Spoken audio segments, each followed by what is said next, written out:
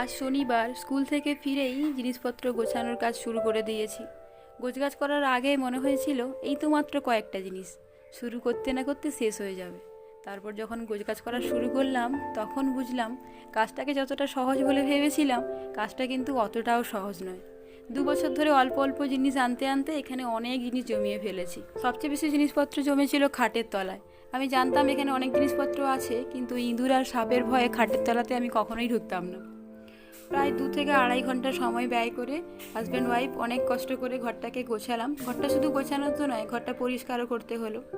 আর এই ঘরটাকে নিয়ে আমি অনেকবার অনেক কমপ্লেন করেছি, কিন্তু প্রতিবার এই ঘরটার প্রতি আমি কৃতজ্ঞতা স্বীকার করেছি।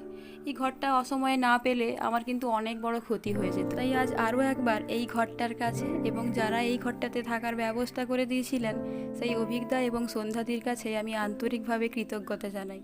ওনারা ভালো থাকুন, সুস্থ থাকুন এই কামনা